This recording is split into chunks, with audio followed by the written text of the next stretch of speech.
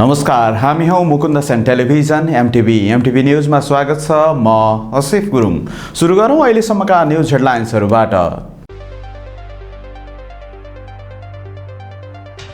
नेकपा एमालेको 10औं महाधिवेशन अन्तर्गत नयाँ नेतृत्व छनौटका लागि सोमबार राति मतदान हुँदै केन्द्रीय अध्यक्ष सहित पदाधिकारी, केन्द्रीय सदस्य र विभिन्न आयोगमा नेतृत्व छानिने। राप्रपा अध्यक्ष थापाद्वारा पार्टी अध्यक्षमा उम्मेदवारी घोषणा। आगामी निर्वाचनबाट कांग्रेस र एमाले पछि तेस्रो ठूलो शक्तिको रूपमा राप्रपा उदाउने दाबी। राष्ट्र बैंकले जारी गरेको मौद्रिक नीतिले निजी क्षेत्र निराश। 3% सम्म मासिक ब्याज बढेपछि व्यवसायी थप मर्कामा परेको नेपाल चेम्बर अफ कमर्सका अध्यक्ष मल्लको भनाई। नयाँ भेरिएन्ट ओमिक्रोन धेरै संक्रामक भएको वा नभएको भन्ने बारे अध्ययन हुँदै भ्याक्सिनले काम गर्छ वा गर्दैन भन्ने बारे अझै अन्यल।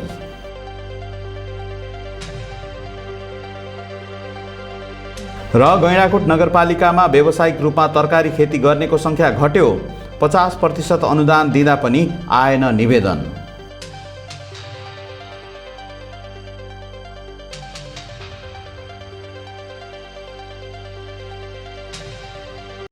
अब न्यूज विस्तारमा। नेकपा एमालेको सौराहामा जारी महाधिवेशनमा केन्द्रीय निर्वाचन आयोगले उम्मेद्वारको सूची प्रकाशन गरेको छ। सूची अनुसार केही समूहमा निर्विरोध र धेरै जसो समूहमा निर्वाचन हुने देखिएको हो। पदाधिकारी अन्तर्गत अध्यक्ष, उपाध्यक्ष र सचिवमा निर्वाचन हुने देखिन्छ। 1 जना अध्यक्षका लागि 2 जनाको उम्मेदवारी परेको छ। त्यस्तै 6 जना उपाध्यक्षको लागि 7 जना र 7 जना सचिवका लागि 9 जनाको उम्मेदवारी परेको छ। खुल्ला 84 जना केन्द्रीय सदस्यमा 85 जनाको मात्रै उम्मेदवारी परेको छ। त्यहाँ निर्वाचन हुनेछ। खुल्ला महिलातर्फ पनि 53 जनाका लागि 54 जनाको उम्मेदवारी परेको छ। सोमबार राति मतदान हुने निर्वाचन आयोगले जनाएको छ। नेकपा एमालेको 10औं महाधिवेशन अन्तर्गत नयाँ नेतृत्व छनौटका लागि आज राति मतदान हुँदैछ। मतदानबाट केन्द्रीय अध्यक्ष सहित पदाधिकारी, केन्द्रीय सदस्य र विभिन्न आयोगमा नेतृत्व छानिन लागेको छ। यसअघि अध्यक्ष केपी शर्मा ओलीले सर्वसम्मत बनाउने भन्दै 301 केन्द्रीय सदस्य सहित पदाधिकारीको नाम पेश गर्नुभएको थियो। उहाँले पेश गर्नुभएको प्रस्तावमा कतिपय ठाउँमा सर्वसम्मत भएको छ भने कतिपय पदमा चुनाव हुने भएको छ। ओलीको सूचीमा असन्तुष्ट भएकाहरूले सोमबार आफूले चाहेको पदमा उम्मेदवारी दिएका छन्। केहीमा भने ओलीले प्रस्ताव गरेकाहरू सर्वसम्मत चुनिएका छन्। ओली आफै चुनावी प्रक्रियाबाट अध्यक्ष बन्नुपर्ने भएको छ। अध्यक्षमा भीम रावलले पनि उम्मेदवारी दर्ता गर्नुभएको छ। उपाध्यक्षमा पनि चुनाव हुने भएको छ। उपाध्यक्षमा ओलीले प्रस्ताव गर्नुभएका 6 जनालाई चुनौती दिँदै घनश्याम भुसालले उम्मेदवारी दिनुभएको छ। 7 जना सचिव पनि मतदानबाट टुङ्ग्याउनु पर्ने भएको छ। 7 जना सचिवका लागि 9 जनाको उम्मेदवारी परेको छ। भीम आचार्य र टंक कार्कीले ओलीले प्रस्ताव गरेको नाममा असहमति जनाउँदै उम्मेदवारी दिनुभएको हो। केन्द्रीय सदस्यमा भूगोल अन्तर्गत प्रदेश 1 खुल्लामा 6 जना चाहिनेमा 9 जनाले उम्मेदवारी दिनुभएको छ। बागमती प्रदेशका 6 जना खुल्ला केन्द्रीय सदस्यका लागि 8 जनाले मनोनयन हालेका छन्। कर्णाली प्रदेशमा खुल्लाबाट 6 जनाका लागि 7 जनाले उम्मेदवारी दिएका छन्। सुदूर प्रदेशबाट खुल्ला सदस्य 6 जनाको ठाउँमा 9 जनाको उम्मेदवारी परेको छ। उक्त प्रदेशमा महिलातर्फ 3 जनाको कोटामा 6 जनाले उम्मेदवारी दिएका छन्। सम्पर्क समन्वय समिति महिलातर्फ 1 केन्द्रीय सदस्यका लागि 2 जनाले उम्मेदवारी दिएका छन्। आदिवासी जनजाति खुल्लातर्फ 17 जना केन्द्रीय सदस्यका लागि 19 जनाले उम्मेदवारी दिएका छन् भने आदिवासी महिला कोटामा 8 केन्द्रीय सदस्यका लागि 9 जनाले उम्मेदवारी दिएका छन्। मधेसी खुल्लामा 13 जना केन्द्रीय सदस्यका लागि 15 जनाले उम्मेदवारी दिएका छन्। दलित खुल्ला कोटामा 8 केन्द्रीय सदस्य छुट्याइएको छ। यो कोटामा 11 जनाले उम्मेदवारी दिएका छन्। थारू खुल्लामा 5 जना केन्द्रीय सदस्य बन्न 6 जनाले उम्मेदवारी दिएका छन् भने थारू महिला 2 जनाका लागि 3 जनाले मनोनयन दिएका छन्। मुस्लिम खुल्लातर्फ 4 जना केन्द्रीय सदस्यका लागि 5 जनाले उम्मेदवारी दिएका छन्। खुल्ला केन्द्रीय सदस्य 84 जनाका लागि 85 जनाले उम्मेदवारी दिएका छन् भने खुल्ला महिला 53 जनाका लागि 54वटा उम्मेदवारी परेको छ। केही पदमा बाहेक अधिकांशमा चाहिने भन्दा 1-2 जना मात्र बढीले उम्मेदवारी दिएकाले केन्द्रीय सदस्यहरूलाई सर्वसम्मत बनाउने ओलीको रणनीति छ। ओली निकट स्रोतका अनुसार पदाधिकारी बाहेक अन्य पदमा चुनाव नगर्ने पक्षमा ओली हुनुहुन्छ।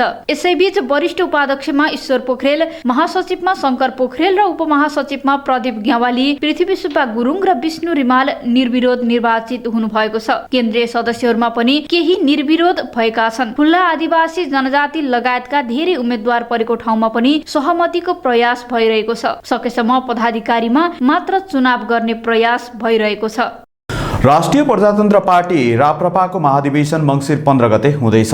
राष्ट्रिय प्रजातन्त्र पार्टी राप्रपाका अध्यक्ष कमल थापाले अध्यक्षमा पुनः उम्मेदवारी दिने घोषणा गर्नुभएको छ। उहाँले एकपटक फेरि एकत्रित पार्टीको नेतृत्व गर्न दिन आग्रह गर्नुभयो।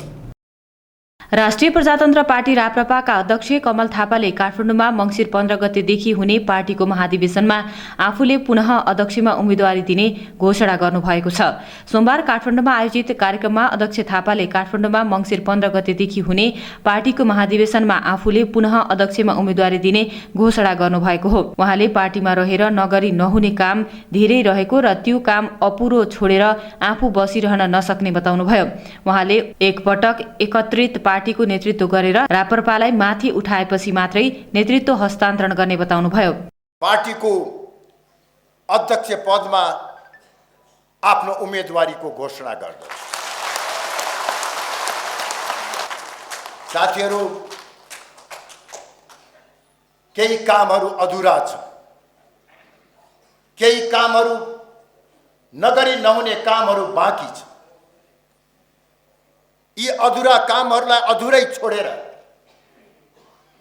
पलायन हुने अनुमति मलाई छैन।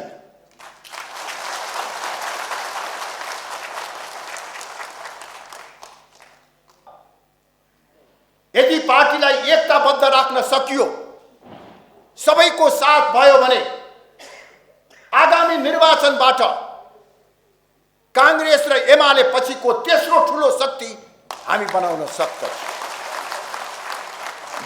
अध्यक्ष थापाले नेकपा माओवादी केन्द्रका अध्यक्ष पुष्पकमल दाहाल प्रचण्डलाई राज संस्था सहितको प्रजातन्त्रलाई निषेध गर्ने गरी केही विषयहरूलाई अपरिवर्तनीय नदेख्न चेतावनी दिनुभयो। आफू बन्दुकसँगै खेलेर हुर्किएको भन्दै उहाँले प्रचण्डलाई बन्दुक बोकेर जंगल पसेको धाक नलगाउन पनि चेतावनी दिनुभयो।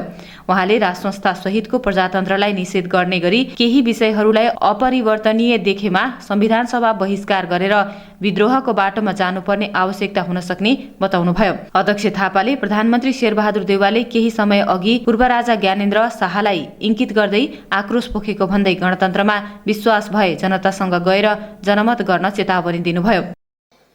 तपाईले 2047 सालको संविधानमा केही व्यवस्थाहरू अपरिवर्तनीय लेखिएको कारणले हामी विद्रोहमा जान बाध्य भयौं,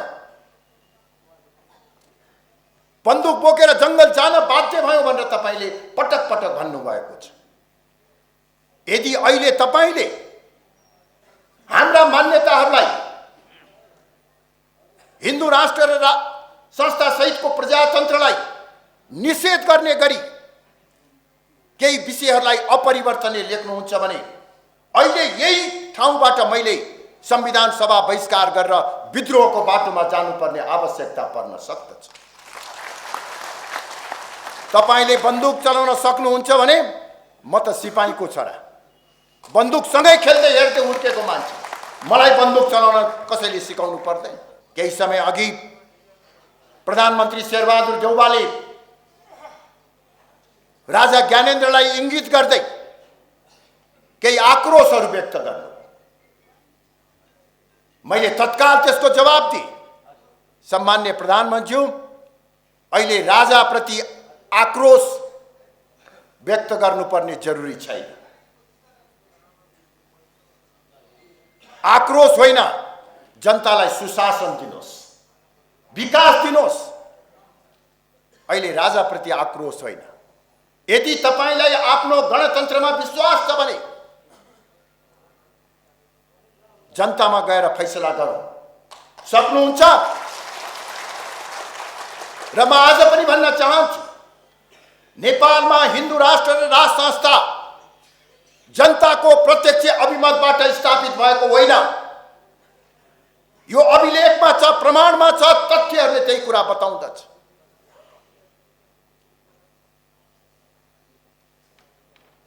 त्यसैले यदि सहमतिको आधारमा, सहकार्यको आधारमा यी मान्यताहरूबारे पुनर्विचार नगर्ने हो भने जनमत संग्रह गरौँ। जनमत संग्रहको गर्ने हिम्मत गणतन्त्र पक्षधर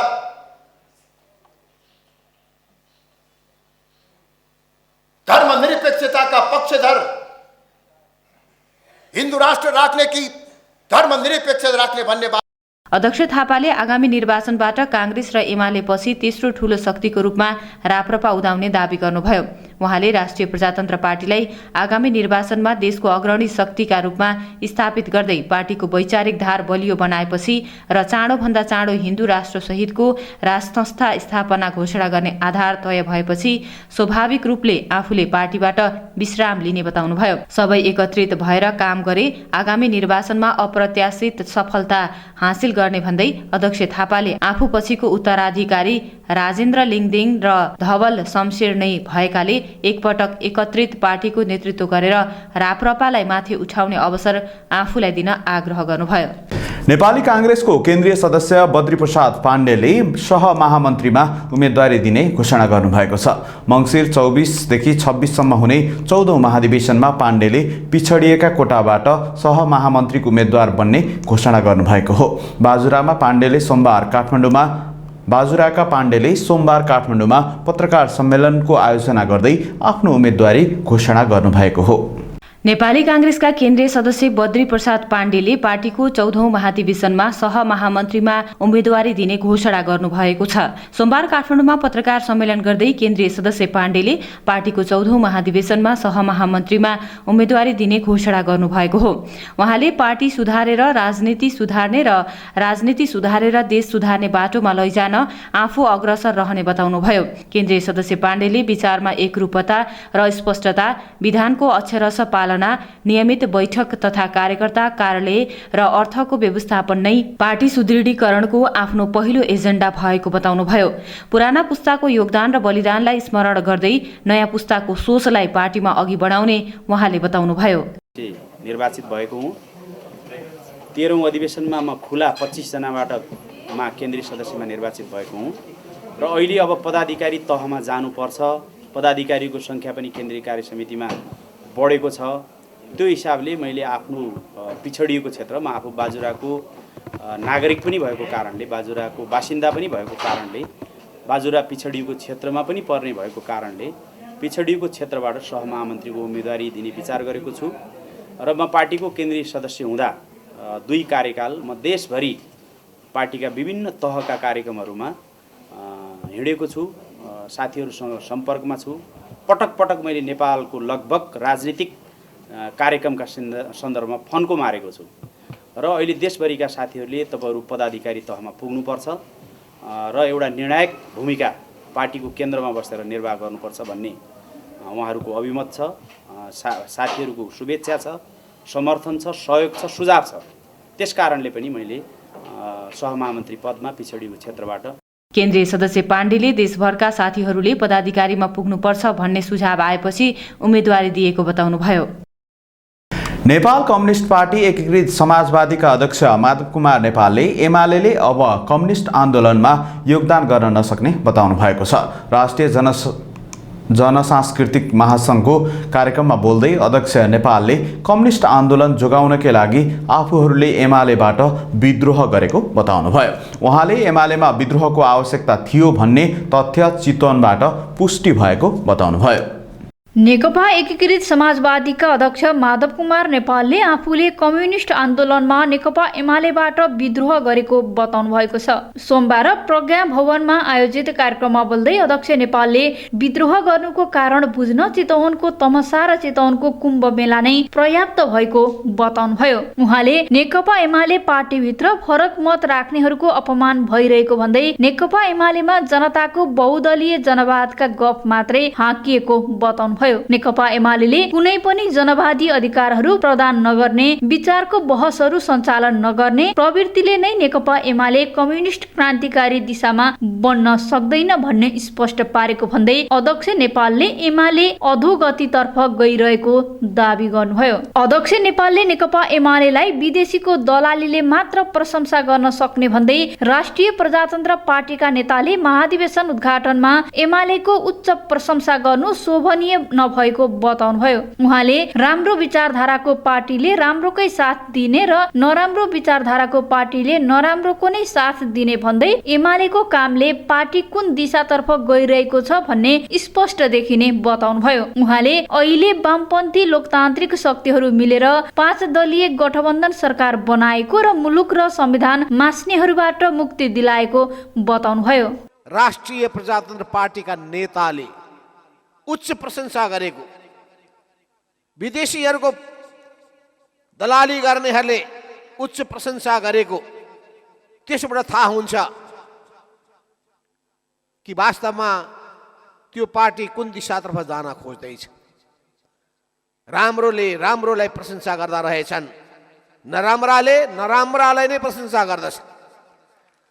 त्यसो हुनाले राम्रा राम्रासँग, नराम्रा नराम्रासँग अहिले हामी वामपन्थी शक्तिहरू, लोकतान्त्रिक शक्तिहरू एकताबद्ध भएर 5 दलीय गठबन्धन बनाएका छौँ र यो मुलुकलाई, संविधानलाई छतबिछत पार्न खोज्ने शक्तिबाट मुक्त गरेका छौँ। लोकतन्त्रलाई मास्न खोज्ने शक्तिहरूबाट जोगाएका छौँ। संविधानको रक्षा गरेर, लोकतन्त्रको रक्षा गरेर हामीले क्रान्तिबाट प्राप्त गरेका उपलब्धिको जगेर्ना गरेका छौँ। हामी क्रान्तिप्रति, त्यसबाट प्राप्त भएको उपलब्धिहरूप्रति अत्यन्तै सजग छौँ, गम्भीर छौँ, रक्षा गर्न चाहन्छौँ, अगाडि लान चाहन्छौँ, प्रगतिको दिशामा लान चाहन्छौँ। हाम्रो यात्रा समाजवादको यात्रा हो, हाम्रो यात्रा समृद्धिको यात्रा हो, हाम्रो यात्रा समानता र न्यायको यात्रा हो, हाम्रो यात्रा जनताको सुख र कल्याणको यात्रा हो। यही यात्रामा हामी निरन्तर रूपमा लाग्नेछौँ। हाम्रो सांस्कृतिक कर्मी साथीहरूले पनि, हाम्रो साहित्यमा संलग्न भएका साथीहरूले पनि सामाजिक जागरण पैदा गर्नका लागि समाजमा भएका सबै विकृति, विसङ्गतिहरू, अन्याय, अत्याचार, शोषण, उत्पीडन, भेदभावहरू, असमानताहरू, छुवाछुत जस्ता विकृतिहरू, महिला हिंसा जस्ता अत्यन्तै तल्लो दर्जाका व्यवहारहरू, यी सबैलाई अन्त्य गर्नका लागि तपाईँले आफ्नो क्षेत्रबाट पनि महत्त्वपूर्ण भूमिका खेल्नुहुनेछ। हामीले यो पार्टी परम्परागत ढङ्गले चलाउनका लागि यो पार्टी खोलेका छैन। एउटा नयाँ सन्देश दिनका लागि, नयाँ अभियानको अभियन्ता भएर हामी अघि बढ्न चाहन्छौँ र यो नयाँ अभियन्ता भनेको सामाजिक चेतना र जागरणको अभियन्ता हो। समाजमा भएका अन्याय अत्याचार विरुद्धको जनजागरण अभियान सञ्चालन गर्ने अभियन्ता हो। त्यसो हुनाले समाजमा परिवर्तन ल्याउनका लागि, समाजलाई रूपान्तरण गर्नका लागि, सामाजिक रूपान्तरण, आर्थिक रूपान्तरण, सांस्कृतिक रूपान्तरण, यी तीनटै क्षेत्रको रूपान्तरणका काम बाँकी नै छन्। राजनीतिक क्षेत्रमा हामीले अध्यक्ष नेपालले क्रान्तिबाट प्राप्त गरेका उपलब्धिहरूको जगेर्ना गर्नु र क्रान्तिबाट प्राप्त भएको उपलब्धिहरूप्रति अत्यन्त सजग भएको बताउनुभयो। उहाँले देशलाई प्रगतिको दिशामा अघि बढाउनका लागि नेकपा एकीकृत समाजवादी लागि पर्ने बताउनुभयो। नेपाल चेम्बर अफ कमर्सका अध्यक्ष राजेन्द्र मल्लले राष्ट्र बैंकले उद्योगी व्यवसायी मैत्री मौद्रिक नीति ल्याउनु पर्ने बताउनु भएको छ। उद्योगीहरूको बैंकको ब्याज प्रत्येक महिना 3% सम्म बढ्दै जाँदा व्यवसायी थप मर्कामा परेको मल्लले बताउनुभयो। नेपाल चेम्बर अफ कमर्सका अध्यक्ष राजेन्द्र मल्लले राष्ट्र बैंकले मौद्रिक नीतिको समीक्षामा तरलता व्यवस्थापन गर्ने नीति समावेश गर्न नसकेको बताउनु भएको छ। सोमबार मौद्रिक नीतिको समीक्षाको विषयमा प्रतिक्रिया दिँदै मौद्रिक नीतिको समीक्षाले बजारमा रहेको तरलता हाहाकारको व्यवस्थापन गर्ने नीति ल्याउन नसकेको प्रतिक्रिया दिनुभएको हो। अध्यक्ष मल्लले बैंकमा देखिएको तरलतालाई सहज बनाउनको लागि मौद्रिक नीतिले छोटो समय को लागि बैंक तथा वित्तीय संस्थाहरूको कर्जा निक्षेप अनुपात डीसी रेशियो बढाएको बताउनुभयो। तर 2079 असार मसान्तसम्ममा निर्धारित सीमाभित्र कायम गर्ने कार्ययोजना सञ्चालक समितिबाट स्वीकृत गराई राष्ट्र बैंक समक्ष पेश गरी सोको कार्यान्वयन गर्नुपर्ने नयाँ व्यवस्था छोटो समयको लागि मात्रै भएको बताउनुभयो। आएको समीक्षामा जुन अहिले एउटा तरलता अभाव छ त्यसलाई चाहिँ राष्ट्र बैंकले एड्रेस गर्न सकेन। सर्ट टर्मको लागि केही त्यो सिडी रेसियो सञ्चालक र म्यानेजमेन्टको डिसिजनमा केही बढाए पनि फेरि असार मसान्तमा चाहिँ फेरि 90%मै त्यो सिडी रेसियोलाई झार्नुपर्छ भन्ने छ त्यो चाहिँ निरन्तरता जस्तो भएन। सर्ट टर्मको लागि भयो र लङ टर्ममा चाहिँ यो तरलता चाहिँ मुलुकमा अभावै हुन्छ र राष्ट्र बैंकलाई हामीले चेम्बरको तर्फबाट के सुझाएका छौँ भने कि त चाहिँ सिडी रेसियो विगत गएको वर्ष जस्तै 85%मै कायम गर्नु पर्यो, किनभने त्यसमा बैंकलाई भएको आफ्नो कोर क्यापिटलबाट पनि उसले इन्भेस्ट गर्ने मौका पाउँछ भनेदेखि। अन्यथा यो सिडी रेसियोलाई 90 को ठाउँमा 95 गरिदियो भने तरलताको चाहिँ जुन अभाव छ मुलुकमा केही सुधार हुन्छ र चाहिँ अहिले जुन हामी घरमै बसिरहेछौँ बैंक ब्याज कोभिडकै उसमा छौँ, निरोगी नेपाल नै छौँ हामी, अलिअलि चलायमान मात्र भएको अवस्था छ हैन। र चाहिँ यो ब्याज दर चाहिँ घर बस्दा बस्दै 2-3% यो चाहिँ सिडी रेसियो 90% गर्दाखेरि ब्याज दर बढेको अवस्था छ। यसले चाहिँ राष्ट्र बैंकले पुनर्मूल्याङ्कन गर्नुपर्छ भन्ने कुरा चाहिँ नेपाल चेम्बरको तर्फबाट हामीले चाहिँ आफ्नो सुझाव पनि।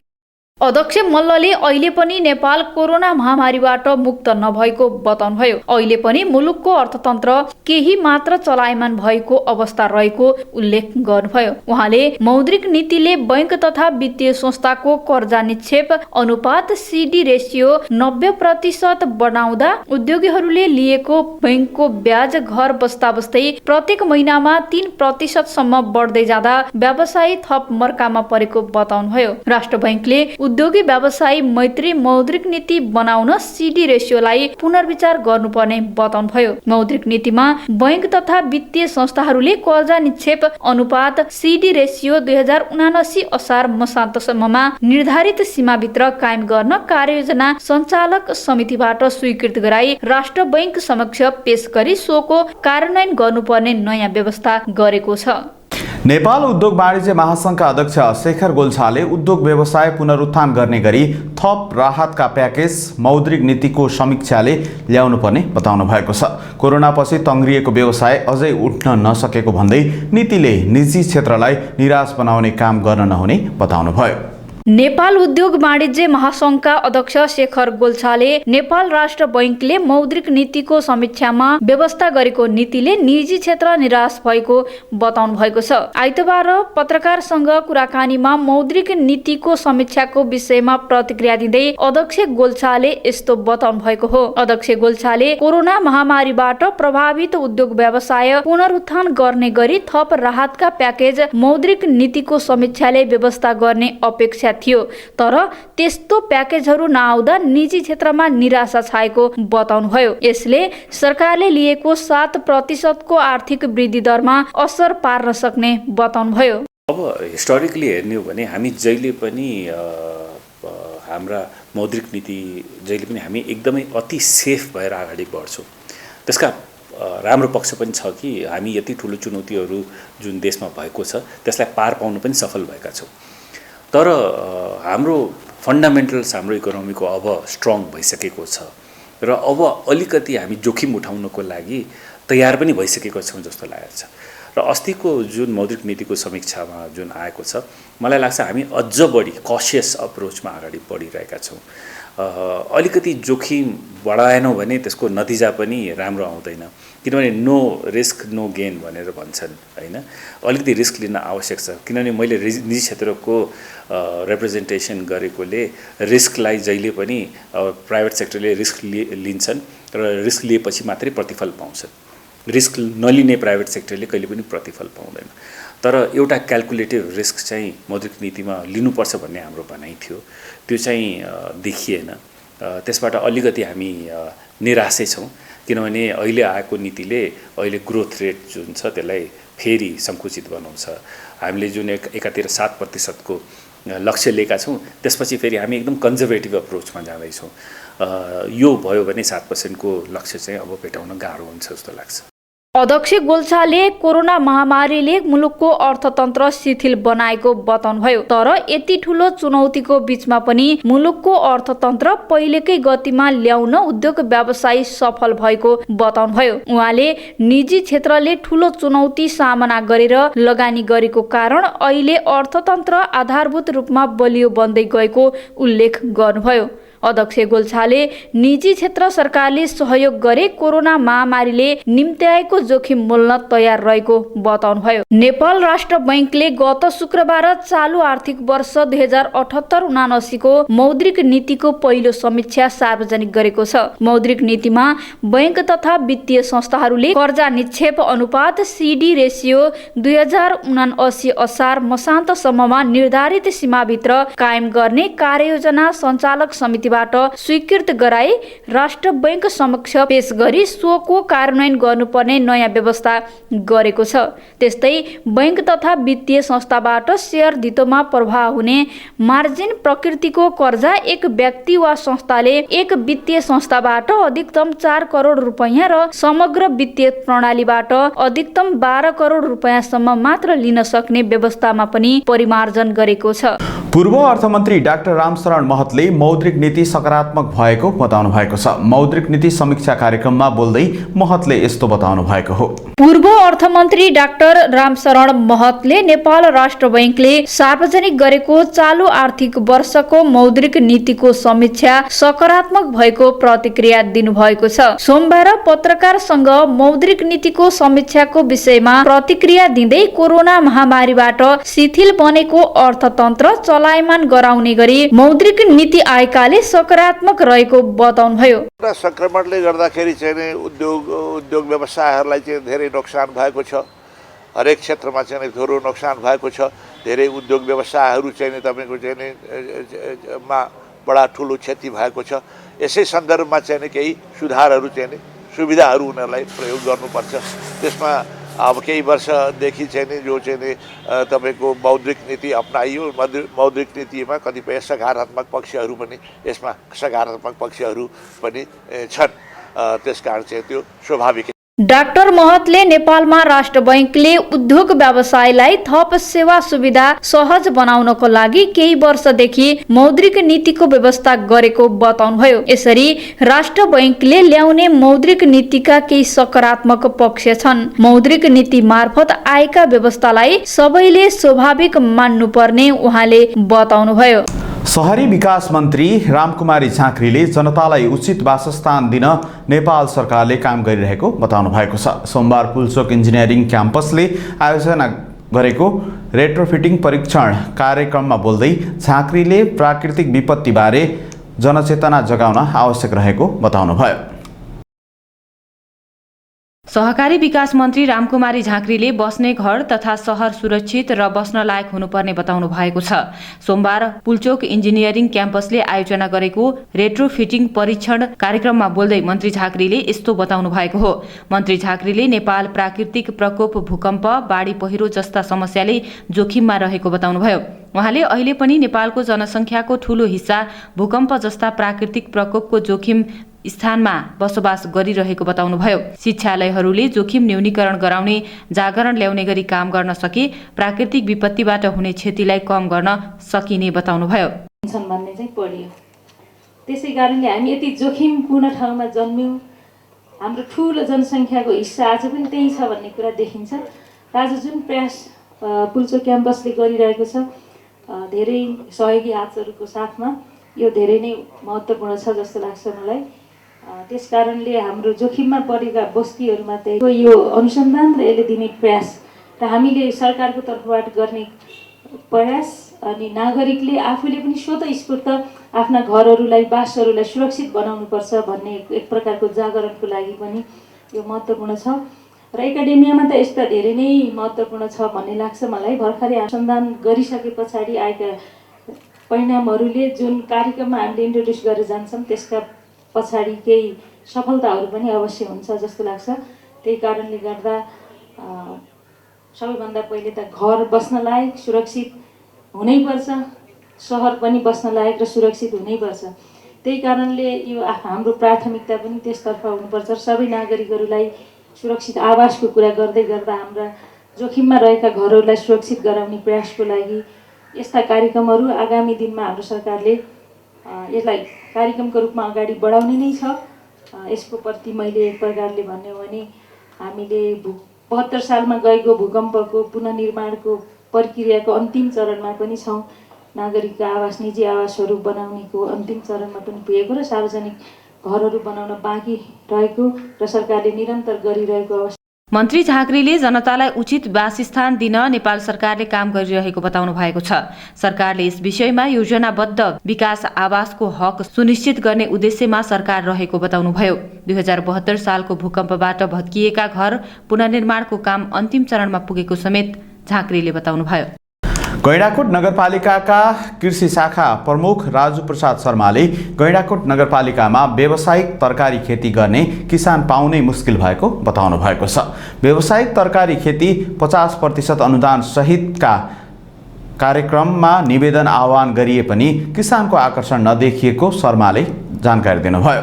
आफ्नो जग्गा हुनेले व्यावसायिक खेतीका लागि चासो नदेखाउने गरेको र लिजमा लिएर खेती गर्नेले प्रविधि भित्राउन नसक्ने गरेका कारण समस्या आउने गरेको नगरपालिकाले जनाएको छ। गैंडाकोट नगरपालिकामा व्यावसायिक रूपमा तरकारी खेती गर्नेको संख्या घट्दै गएको छ। नगरपालिका कृषि शाखा प्रमुख राजु प्रसाद शर्माका अनुसार नगरपालिकाले 50% अनुदानका कार्यक्रममा व्यवसायका लागि आह्वान गर्दा निवेदन दिन आउनेको संख्या अत्यन्त न्यून रहेको हो। उहाँले आफ्नो स्वामित्वमा जग्गा नहुनेको संख्या बढी भएको कारण यो समस्या देखा परेको बताउनुभयो। उहाँले आफ्नो स्वामित्वमा जग्गा हुनेले काम गर्न नचाहेको र गर्न इच्छुक हुनेले लिजमा जग्गा लिएर गर्दा विभिन्न समस्या आउँछ भन्दै समस्या देखाउने गरेका कारण खेती गर्नेको संख्या घट्न गएको स्पष्ट पार्नुभयो। जग्गा लिजमा लिएर खेती गर्दा जग्गा धनीले मेरो जग्गा छोड भनेको दिनमा आफ्नो लगानी खेर जाने डरका कारण किसानले प्रविधि भित्राउन नचाहेको शर्माले बताउनुभयो। चुनौती भनेको हाम्रो यहाँ बिस्तारै बाहिरबाट बसिसकेर आउने क्रम बढी नै छ, जसले गर्दा हाम्रो जग्गाको प्लटिङ भइरहेको छ। अर्को दोस्रो समस्या भनेको जो हाम्रो यो एरियामा जो कृषक छ नि त्यसको चाहिँ आफ्नो जग्गा छैन। हाम्रो यो गैंडाकोट एरियामा लगभग 2-4 बिघा 1 बिघा जग्गा भएकोले खेती गर्दैन। त्यो भएको हुनाले अरूले नै लिजमा खेती गर्ने भएको हुनाले जुन आफ्नै स्वामित्वमा जग्गा नभएको हुनाले उसले दिगो रूपमा कृषि गर्न पनि चाहँदैन, किनकि केही संरचनाहरू बनाउन पऱ्यो भने पनि बनाउन चाहँदैन। त्यो छ। अर्को समस्या भनेको त अब यो राजनीतिकमा त राष्ट्रिय इस्यु नै हो होइन। त्यो जुन हामीले पनि बेला बेलामा हामीभन्दा उपल्लो लेभललाई पनि घचघचै राख्ने कुरो हो, किनकि कृषकहरू आएर हामीसँग रोकेको हुन्छ, हाम्रो लेभलले चाहिँ मल बाहिरबाट हाइड गर्न सकिँदैन, हामीले चाहिँ उपल्लोलाई घचघचै राखेका हुन्छौँ। अरू समस्याहरू त सामान्यतया अब तपाईँको यो क्षेत्रमा भन्नुपर्दा धान र मकैहरूमा त राम्रो नै छ, तर व्यावसायिक रूपमा तरकारी खेती गर्ने स्थायी रूपमा अलिक लङ टाइम खेती गर्ने चाहिँ कृषकको एकदम अभाव छ, जसले गर्दा हामीले अघिल्लोचोटि व्यावसायिक रूपमा ठुलै फर्म स्टाफ नै जान्न त भनेर 2-4 लाख अनुदान दिन भनेर 2 चोटिसम्म सूचना निकाल्यौँ। 2 चोटि सूचना निकाल्दा पनि कसैको निवेदन चाहिँ पर्याप्त मात्रामा आएन कि। अहिले पनि मैले सूचना त काउन्ट गरिसकेँ, त्यहाँ आजसम्म डेट भएको हुनाले सायद मैले व्यावसायिक तरकारी खेती गर्ने कृषकहरूको निवेदन चाहिँ कम आइसकेको आएको छ कि अहिले पनि। सायद अब 2-4 दिनमा फेरि हामीले दोस्रो पटक सूचना निकाल्न पनि समस्या छ। भन्नाले के भने व्यावसायिक तरकारी खेती गर्ने कृषकहरू चाहिँ एकदम कम हुनुहुन्छ कि यहाँ। त्यो किन पनि कम भएछ भने आफ्नो स्वामित्वमा जग्गा छैन। आफ्नो स्वामित्वमा भएको जग्गा भएको मान्छेले चाहिँ यहाँ कृषि काम गर्न एकदम गर्नुहुन्न है, 1-2 जना त हुनुहुन्छ। अनि अर्कोले लिजमा लिएर गर्न पऱ्यो भने उसले सिँचाइका पूर्वाधार टर्नेलहरूको कुराहरू हुन्छ होइन, अनि जोत्ने ट्र्याक्टरहरूको कुराहरू चाहिँ महँगो खालको संरचनाहरू चाहिँ उसले भित्रमा चाहँदैन के, किनकि त्यो अर्काको जग्गा कति वर्ष दिने के दिने भन्ने पनि होला है। त्यो भएर त्यसमा चाहिँ हामीले अलिक चुनौती नै देखेका छौँ। त्यसको लागि समाधानको लागि के गर्नुभएको छ त? समाधानको लागि त अब के अनि हाम्रो भन्दा पनि राज्यकै पोलिसी हुनु पऱ्यो कि पलटिङ गर्न दिनु भएन कि जसले खेती गर्छ उसकै स्वामित्वमा जग्गा हुनु पऱ्यो। त्यो हाम्रो लेभलबाट किसानका आफ्नै समस्या छन् भने उनीहरूले उत्पादन गरेका तरकारीलाई बजार पुर्याउन उस्तै समस्या रहेको नगरपालिकाले जनाएको छ। नगरमा कोल्ड स्टोर्स निर्माण हुन नसक्दा जेनतेन उत्पादन भएको तरकारी समेत खेर जाने गरेको छ। शाखा प्रमुख शर्माका अनुसार कृषि क्षेत्रमा आत्मनिर्भरता र रोजगारीको सपना देखिरहेको बेलामा भारतबाट विषादीयुक्त तरकारी आयात गर्नाले यहाँका किसानले उचित बजार पाउन छाडेको बताउनुभयो। नगरपालिकाले कोल्ड स्टोर निर्माण गर्न नसक्ने बताउँदै कोल्ड स्टोर निर्माणमा सहजीकरण गरिदिन आग्रह गर्नुभयो। कोल्ड स्टोर निर्माण गर्न सकेको खण्डमा किसानको पसिना खेर जानबाट रोक्न सकिने उहाँको भनाइ छ। बजारको कुरोमा पनि तपाईँको के हुन्छ भने हाम्रो नेपालभित्रकै भन्दा पनि बाहिरबाट आएर के बाहिरबाट एकैचोटि अब अहिले टमाटर मजाले यहाँ फलिराखेको हुन्छ नि, एक दुई ट्रक ल्याएर चिटरमा खनाइदियो भने सस्तिहाल्छ कि मूल्य। तपाईँको त्यो अब जस्तै बेसारहरू हुन्छ बाहिरबाट आइदियो भने इन्डियाले लिइदिएन अरूले लिइदिएन भने रोकिन्छ कि मूल्य कम हुन्छ होइन। त्यो भएको हुनाले मेन भनेको अब बजारलाई कृषकहरूको अपेक्षाको बाहिरबाट आउनेलाई बिचारी चाहिँ टेस्ट गरेर राम्रो नाकामा बिसारीहरू मात्र परीक्षण गरेर भित्राइदिने भने पनि इन्डियाको आधा तरकारीले रोकिन्थ्यो मेरो विचारमा है। त्यो रोकिरहेछ र हाम्रो कृषकहरूले राम्रो बजारहरू पाउँथ्यो। एउटा चाहिँ के पनि छ भने यहाँका मेन भनेको ठुला सहकारीहरू छन्, विशेष गरी कृषि क्षेत्र हेर्ने सहकारीहरू, ती सहकारीहरूले केही समय स्टोर गर्नको लागि कोल्ड स्टोरहरू पनि बनाइदिए हुने हो भन्ने उहाँहरूको अपेक्षा छ। सिधै हामीले भन्दा पनि मैले पनि धेरैचोटि भने सहकारीहरूलाई तपाईँहरू एउटा कोल्ड स्टोर बनाइदिनुहोस् होइन। कोल्ड स्टोर बनाइदिनु भयो भने तपाईँहरूकोसँग भएको तरकारी केही समयसम्म भए पनि त्यहाँ राखेर हामीले बजार पठाउन सकिन्छ। अब जस्तै आलुकै बिउ उत्पादन हुन्थ्यो, कोल्ड स्टोर हुन्थ्यो भने हामीले आलुको बिउ उत्पादन गरेर त्यहाँ लगेर राखिन्थ्यो। अनि अर्को सिजन भनेको यति बेलाको सिजन भनौँ न, हामीले फागुन चैततिर खनिन्छ, यति बेलाको सिजनमा निकालेर बेचिन्थ्यो। त्यो गर्दाखेरि त मूल्य त धेरै फरक पर्थ्यो। 15 रुपियाँमा सिजनमा हामीले बेचिन्थ्यो नि यति बेला 60-70 रुपियाँ पर्थ्यो होइन। त्यो तरिकाले जान्न पर्ने हो कि त्यसमा अब हामी सिधै नगरपालिकाले अथवा हामीले गर्नुभन्दा पनि यहाँका कृषि सहकारीहरू त्यो स्थलमा जानुभयो भने चाहिँ कृषकहरूलाई सोचिभन्दा राम्रो हुन्छ। हामीसँग त त्यो ठुला कार्यक्रम नभए नि के भन्दा कृषि क्षेत्र भनेको प्रदेश भए पनि सङ्घ भए पनि हाम्रै कार्यक्रम हो। प्रदेश र सङ्घले भनेको त्यस्ता किसिमका सूचनाहरू पनि निष्कासन गर्छ है, र त्यसको बारेमा हामीले ठ्याक्कै ठुलै सहकारीहरूलाई नै हामीले खबर पनि गर्छौँ। ल तपाईँले यो गरिदिनु भयो भने तपाईँको एकदम राम्रो आउटपुट पनि हुन्छ, सहकारी कृषकहरूले पनि एकदम राम्रोसँग तपाईँको स्टोर गरे भने मूल्य पनि पाउँछ भनेर। तर कुनै सहकारीहरू पनि अघि सर्नुभयो। त्यो हजुरहरूले डाइरेक्ट निर्माण गर्न मिल्दैन र? हामीले डाइरेक्ट निर्माण गर्न मिल्दैन। उहाँले तरकारी खेतीमा विषादीको प्रयोग नगर्न किसानलाई आह्वान समेत गर्नुभएको छ। विश्व स्वास्थ्य संगठनले हालै अफ्रिकामा देखा परेको भनिएको कोरोनाको ओमिक्रोन भाइरस के कतिको खतरनाक छ र यसले मानिसको स्वास्थ्यमा कति क्षति गर्छ भन्ने बारेमा अनुसन्धान हुन बाँकी रहेको बताएको छ। विश्व स्वास्थ्य संगठन WHO को नेपाल कार्यालयका प्रमुख राजेश सम्भाजीराव पाण्डवले यो भाइरस मानिसबाट मानिसमा सजिलै सर्छ या यसले मानिसको स्वास्थ्यमा के कति मात्रामा क्षति गर्छ भन्ने विषयमा अनुसन्धान जारी रहेको र अहिले नै यसको खतराको स्वरूपका बारेमा स्पष्ट नभएको जानकारी दिनुभयो। विश्व स्वास्थ्य संगठन WHO को नेपाल कार्यालयका प्रमुख राजेश सम्भारिजा पाण्डेले दक्षिण अफ्रिकामा हालै पुष्टि भएको कोरोनाको नयाँ भेरिएन्ट ओमिक्रोन धेरै संक्रामक भएको वा नभएको भन्ने बारे अध्ययन भइरहेको बताउनु भएको छ। सोमबार पत्रकार संघको कुराकानीमा प्रमुख पाण्डवले दक्षिण अफ्रिकामा हालै पुष्टि भएको कोरोनाको नयाँ भेरिएन्ट ओमिक्रोन धेरै संक्रामक हो वा होइन भन्ने कुराको अध्ययन भइ गइरहेको बताउनु भएको हो। उहाँले WHO ले नयाँ भेरिएन्टको बारेमा सही कुरा पत्ता लगाउनका लागि भेरिएन्ट देखिएको स्थानमा अध्ययन गरिरहेको पनि बताउनुभयो। उहाँले WHO ले यो भेरिएन्ट विरुद्ध अहिले प्रयोगमा रहेका भ्याक्सिनले काम गर्छ वा गर्दैन भन्ने कुराको पनि अध्ययन गरिरहेको बताउनुभयो। So this is a variant of the SARS-CoV-2 virus, and on 26 November 2021 WHO named it as a Omicron. First of all, this variant has been determined by WHO as a variant of concern, and it has mutations based on which we know that the virus may behave differently. And one of the ways it is that the virus may be transmissible more than other variants which have been detected. But it is still not clear whether Omicron is more transmissible, that it is more easily spread from person to person. There is research ongoing in South Africa and around the world to understand more the epidemiology of the variant. COVID-19 vaccines protect against severe disease and death. Okay, and WHO is working with all the technical partners to understand the potential impact of this variant on vaccines, whether it is effective on vaccines or not. So those studies are ongoing, and we will know in a couple of weeks whether the variant will escape the vaccines.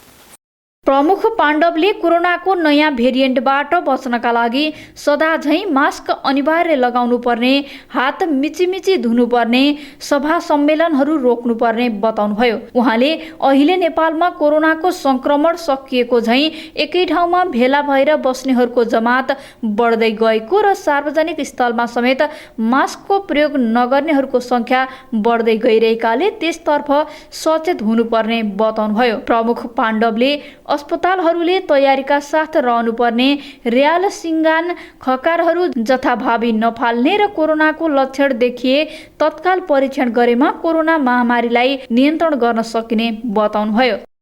Critical to reducing severe disease and death. The current COVID-19 vaccine prevents against severe disease and death, but does not prevent you from having an infection of COVID-19 either through the prevalent Delta variant or the Omicron variant. But it will make sure that it is preventive against severe disease and death, and there is still ongoing research by WHO and other partners, technical partners, to see whether this vaccine will be effective against the Omicron virus also.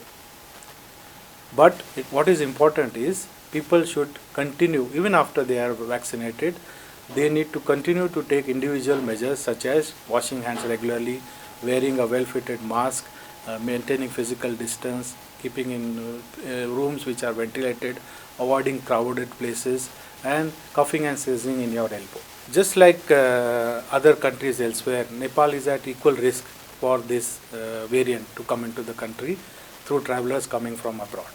Okay, so therefore, it is important that we remain vigilant. We ensure that we do testing properly, and gene sequencing capacity is increased, and gene sequencing is done here. That's number one. And then ensure that individuals also take all the precautions that I had mentioned before, and the country and the society ensures that public health and social measures are implemented. प्रमुख पाण्डवले विश्व स्वास्थ्य संगठनले अफ्रिकामा देखिएको कोरोनाको नयाँ भेरिएन्टबारे स्वास्थ्य मन्त्रालयलाई जानकारी गराइसकेको पनि बताउनुभयो। उहाँले कोरोनालाई नियन्त्रण गर्न भ्याक्सिनको मात्रा सबै क्षेत्रमा पुर्याउनु पर्ने भन्दै भाइरसबाट बच्न सबै मिलेर स्वास्थ्यका मापदण्ड पूर्ण पालना गर्नुपर्ने बताउनुभयो। The Ministry of Health of Nepal, immediately as we know about this new variant which was detected in South Africa first, we have provided the latest information in terms of where the variant has been found, in which countries it has been found, then what are the precautions that the countries and individuals need to take, and we have recommended some actions to the Ministry of Health for them to take to ensure that we are better prepared, and to ensure that in anticipation that there might be an increase in cases, we need to ensure that the hospitals are well prepared to undertake any surge of cases which might happen. So it has now become clear also in Nepal that the more COVID-19 circulates, the more opportunities the virus has to change, and this is seen with this new variant. Therefore, it is of utmost importance that people can do is to reduce the risk of the exposure to the virus. So we are seeing in Nepal, although the vaccination rates are improving, but the rates in the provinces, some of the provinces are still little low. And what we observe is people are not wearing masks, especially in crowded places.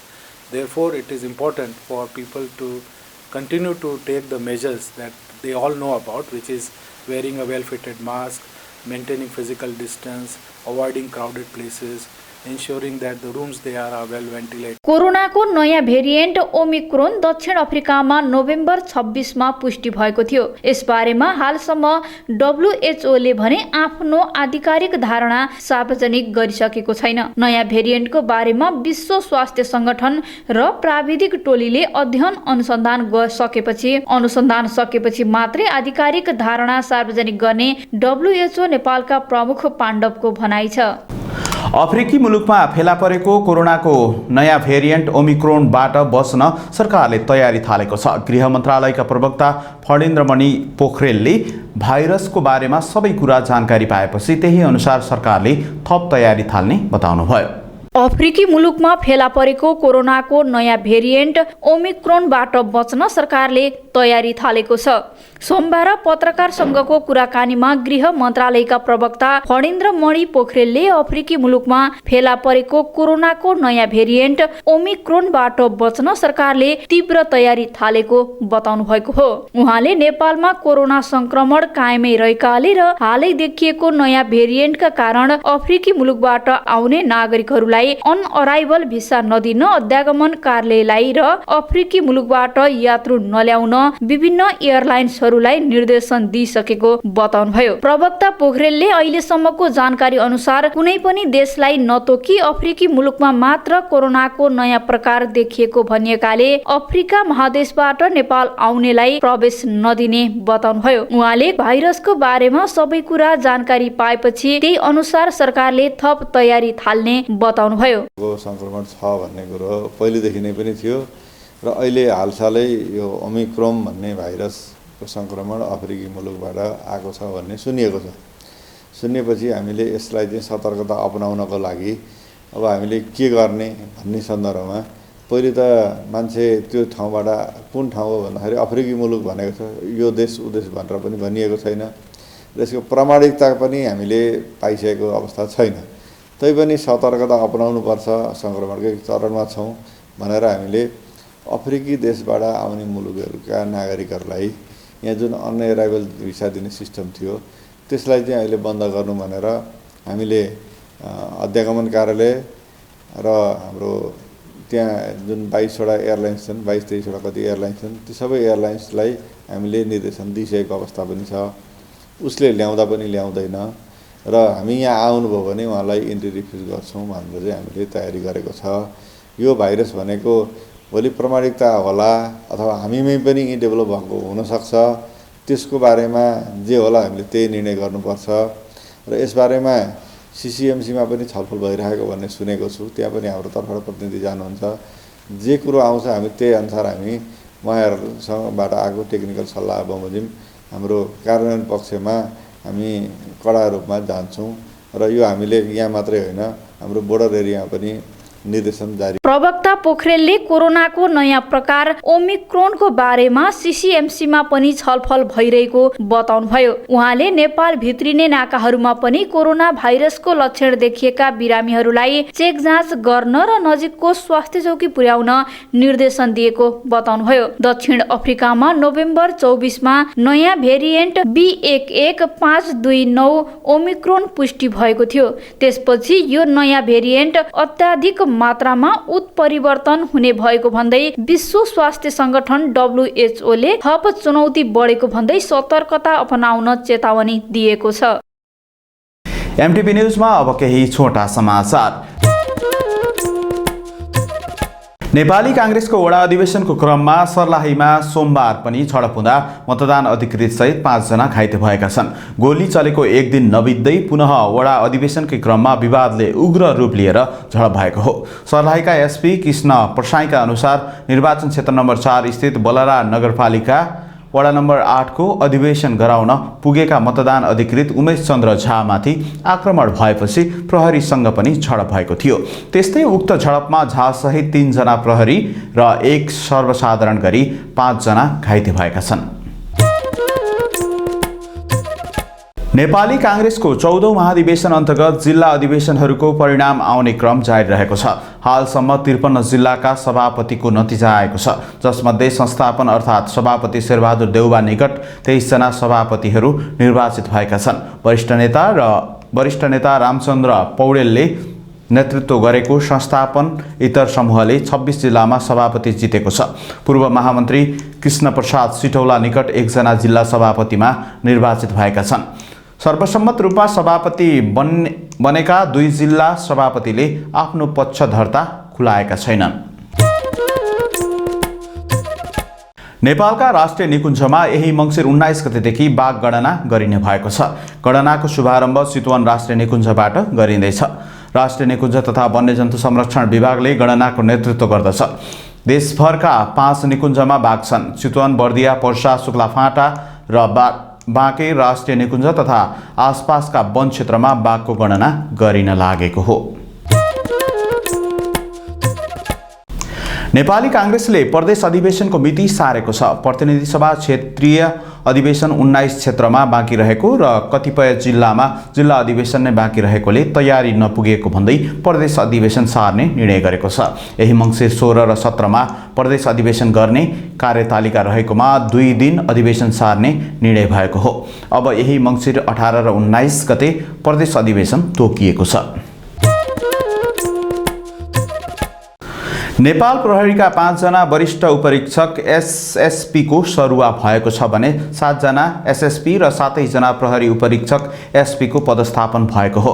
प्रहरी प्रधान कार्यालयका अनुसार विभिन्न निकायमा कार्यरत SSP को सरुवा भएको हो भने भर्खरै एसपीबाट एसएसपी मा बढुवा भएका र डीएसपीबाट एसपी मा बढुवा भएकाको पदस्थापन भएको हो।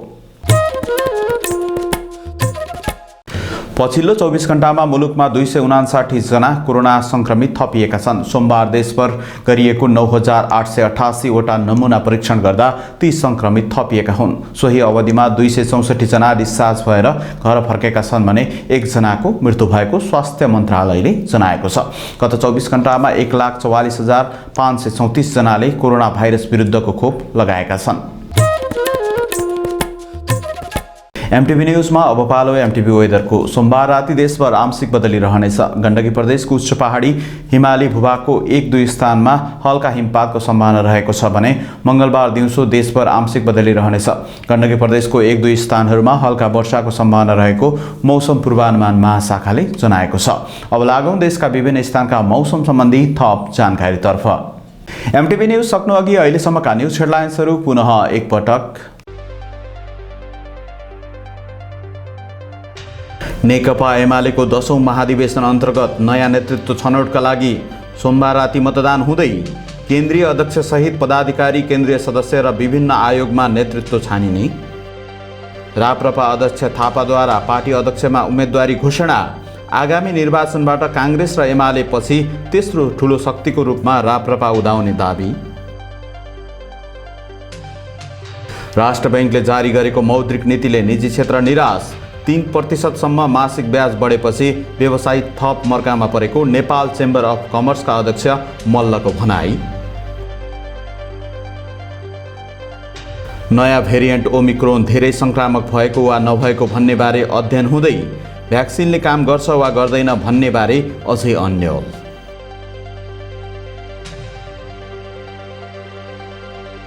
र गैंडाकोट नगरपालिकामा व्यावसायिक रूपमा तरकारी खेती गर्नेको संख्या घट्यो।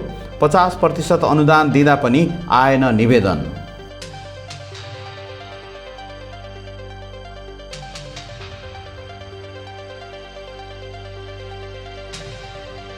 एमटीभी न्यूज अहिलेलाई यति नै। निरन्तर न्यूज अपडेटका लागि मुकुन्द सेन टेलिभिजन हेर्दै गर्नुहोला। एमटीभी न्यूज तपाईले फेसबुक र युट्युबमा पनि हेर्न सक्नुहुनेछ। न्यूज डेस्कका सम्पूर्ण सहकर्मीहरूसँगै म असिफ गुरुङलाई पनि बिदा दिनुहोस्। नमस्कार।